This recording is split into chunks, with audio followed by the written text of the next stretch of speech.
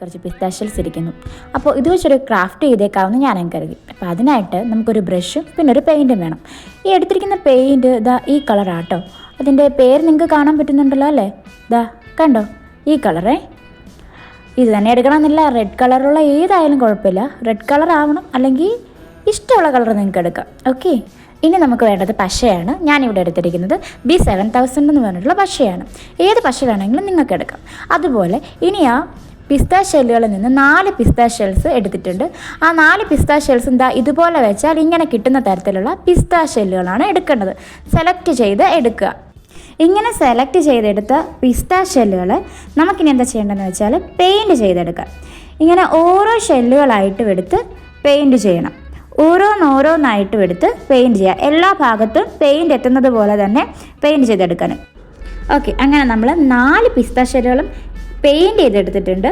ഇനി നമുക്ക് കുറച്ച് സാധനങ്ങൾ വേണം. അതിലാദ്യം വേണ്ടത് ഒരു ഗ്രീൻ കളർ ത്രെഡാണ്.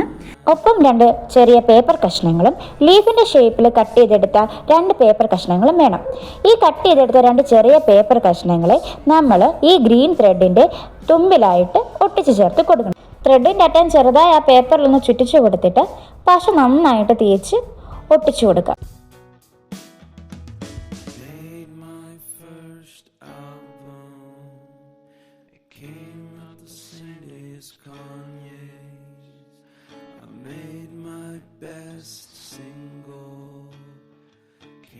കണ്ടത് നന്നായിട്ട് ഒട്ടി വന്നിട്ടുണ്ട്. ഇനി ഇത് നമുക്ക് പിസ്താഷ്യലിനുള്ളിലായിട്ട് വെച്ച് ഒട്ടിച്ചെടുക്കാം.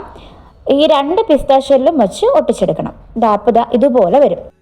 ഇനി നമുക്ക് ഈ ത്രെഡ് ഇതുപോലെ ഒന്ന് പിടിക്കണം. എന്നിട്ട് മുകളിലൊരു ചെറിയൊരു ഹോൾ വരുന്ന പോലെ ആക്കിയിട്ട് ഒരു നൂലെടുത്ത് നല്ലതായിട്ട് ചുറ്റിക്കെട്ടി കൊടുക്കണം. നന്നായിട്ട് തന്നെ ടൈറ്റായിട്ട് തന്നെ ചുറ്റിക്കെട്ടി കൊടുക്കണം.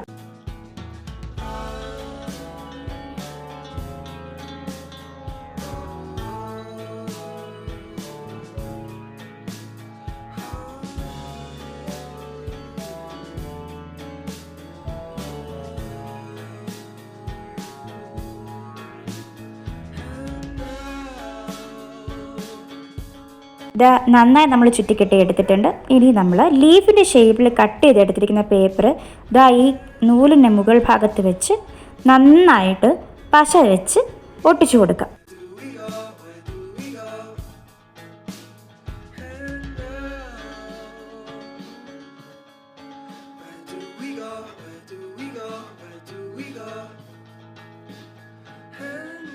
ഇനി ലീഫിൻ്റെ ഷേപ്പിൽ കട്ട് ചെയ്തെടുത്ത് രണ്ടാമത്തെ പേപ്പർ എടുത്ത് മറ്റേ ലീഫിൻ്റെ മുകൾ ഭാഗത്ത് വെച്ച് ഒട്ടിച്ചു കൊടുക്കുക.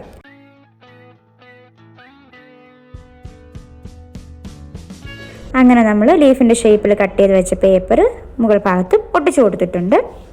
ഇത് കണ്ടപ്പോൾ നിങ്ങൾക്ക് എന്താണെന്ന് മനസ്സിലായി കാണില്ല. ഇപ്പോൾ മനസ്സിലായോ എന്താണെന്ന്? നല്ലൊരു കീ ചെയിൻ ആയിട്ടുണ്ട്.